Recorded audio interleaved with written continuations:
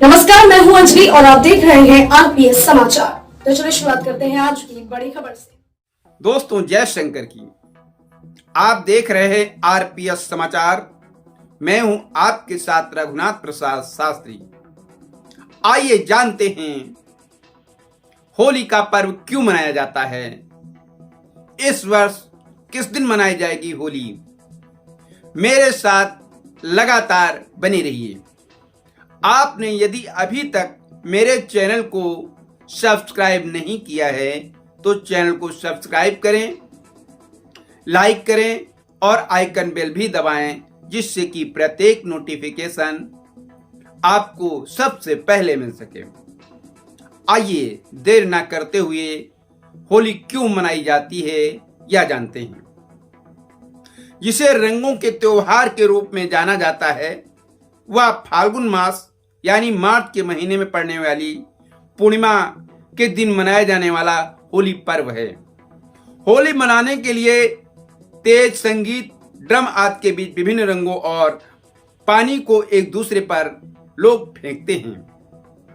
भारत में कई अन्य त्योहारों की तरह होली का पर्व भी बुराई पर अच्छाई का जीत का प्रतीक माना जाता है।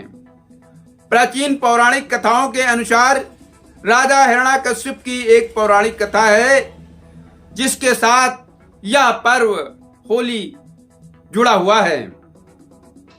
हिरण्याकश्यप प्राचीन काल में भारत का एक बड़ा राजा हुआ करता था, जो एक दानव की तरह दिखता था। उसके स्वभाव भी दानव जैसे ही थे। वह अपने छोटे भाई की मृत्यु का बदला लेना चाहता था, जिसे भगवान विष्णु ने मार दिया था। इसीलिए सत्ता पाने के लिए राजा ने वर्षों तक प्रार्थना की, तप किया। अंत में उन्हें एक वरदान मिल गया। भगवान विष्णु ने वरदान दे दिया कि तू जैसा चाहेगा वैसा कर सकता है, न दिन में मरेगा और न ही रात में मरेगा। ऐसा उसे वरदान मिल गया। लेकिन इसके साथ ही हिरण्याकश्यप खुद को भगवान मानने लगा। घमंड आ गया और अपने लोगों से उसे भगवान की तरह पूजन करने के लिए कहने लगा। क्रूर राजा के पास प्रहलाद नाम का एक सुंदर सा बेटा था, जो भगवान विष्णु का बहुत बड़ा अनुयायी और भक्त था। प्रहलाद ने कभी अपने पिता के आदेशों का पालन नहीं किया और भगवान विष्णु की पूजा लगातार करते रहे। राजा इतना कठोर था कि उसने अपने बेटे को मारने के तरह तरह के उपाय किए, लेकिन जब बेटा के ऊपर कोई उपाय कारगर नहीं साबित हो सका, तो उसने अपने बेटे को मारने का फैसला और कड़ा कर लिया। क्योंकि उसने अपने बेटे की पूजा और तब से घृणा थी। बेटा उसकी पूजा नहीं करता था, इस बात का उसे बड़ा दुख था। हिरण्याकश्यप ने अपनी बहन होलिका से पूछा कि तुम इस बालक की हत्या करने में क्या मेरी मदद करोगी, क्योंकि तुम्हें यह वरदान मिला हुआ है कि तुम आग में नहीं जलोगी। इस बालक को आग में जलाना है तो इसे अपनी गोद में लेकर बैठ जाओ और आग लगा दी जाएगी, जिससे तुम नहीं जलोगी। प्रहलाद जलकर भस्म हो जाएगा। वह दिन फाल्गुन मास की पूर्णिमा का दिन था, जिस दिन होलिका के द्वारा प्रहलाद को जलाए जाने की योजना बनाई गई थी। जैसा कि आप सभी जानते हैं, माघ मास की बसंत पंचमी को सभी लोग अपने अपने घरों में गोबर के बल्ला उपले बनाना शुरू कर देते हैं। होली में इन्हें एकत्रित करके जलाया जाता है। हिरण्याकश्यप ने जिस दिन यह योजना बनाई थी वह बसंत पंचमी का दिन था।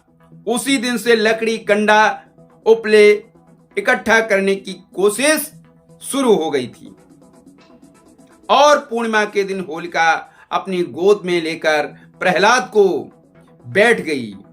उसके ऊपर से लकड़ी, कंडा, उपले आदि बहुत कुछ डाल दिया गया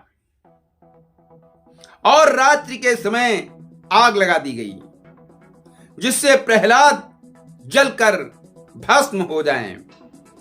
लेकिन जो वरदान प्राप्त था होलिका को, वरदान यह था कि जो वस्त्र वरदान के रूप में मिला था वह वस्त्र ओढ़कर यदि आग में प्रवेश करे तो आग उसे नहीं जलाएगी, किसी तरह की क्षति नहीं पहुंचाएगी।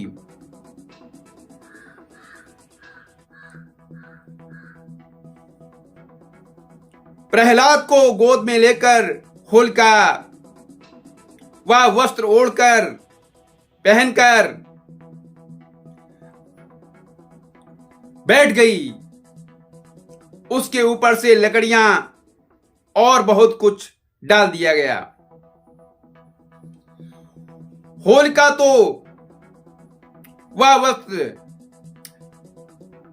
शरीर पर जो ओढ़कर बैठी हुई थी वह उनके ऊपर से उड़ करके प्रहलाद के ऊपर चिपक गया, लिपट गया, जिससे होलिका जलकर भस्म हो गई और प्रहलाद भगवान विष्णु का नाम लेते हुए जीवित बच गए। यह बुराई पर अच्छाई की जीत का जश्न मनाने लगे। लोग जो भगवान विष्णु के भक्त थे, लेकिन जो हिरण्याकश्यप के परिवार के लोग थे या उसे भगवान मानने वाले लोग थे, वह मदिरा पान करने लगे, एक दूसरे पर कीचड़ उछालने लगे कि तुम्हारी गलती से ऐसा हुआ। वह बोल रहे थे तुम्हारी गलती से ऐसा हुआ। इस तरह से एक दूसरे के ऊपर व्यंग्य कस रहे थे और झगड़ा भी आपस में कर रहे थे। इसीलिए जो लोग हिरण्याकश्यप को भगवान मानते हैं, आज भी वह लोग मिट्टी कीचड़ का प्रयोग करते हैं, एक दूसरे पर डालते हैं और मदिरा पान करते हैं और एक दूसरे से झगड़ा करते हैं। वह जाने अनजाने में होलिका के जलने का शोक प्रकट करते हैं। जो भगवान विष्णु के मानने वाले, भगवान विष्णु के भक्त, वह लोग खुशियां मनाते हैं और घर में गुजिया, मिठाई बनवाते हैं, एक दूसरे के गले मिलते हैं और रंग, अमीर, गुलाल लगाते हैं। इसी तरह से एक पौराणिक कथा और भी इसी होली पर्व को लेकर है। यह भगवान श्री कृष्ण यानी विष्णु के पुनर्जन्म की अवधि की बात है। यह माना जाता है कि भगवान कृष्ण रंगों के साथ होली मनाते थे, इसीलिए वह लोकप्रिय थे। वह वृंदावन और गोकुल में अपने दोस्तों के साथ होली खेलते थे, गांव भर में प्रैंक किया और इस तरह इसे एक सामुदायिक कार्यक्रम बना दिया। यही वजह है कि आज तक वृंदावन में होली का उत्सव बहुत ही धूमधाम उत्सव पूर्वक मनाया जाता है। होली एक बसंत त्योहार है जो सर्दियों को अलविदा कहता है। कुछ हिस्सों में उत्सव बसंत फसल के साथ भी जुड़े हुए हैं। नई फसल से भरे हुए अपने भंडार को देखने के बाद किसान होली को अपनी खुशी के एक हिस्से के रूप में मनाते हैं। इस वजह से होली को बसंत महोत्सव और काम महोत्सव के रूप में भी जाना जाता है।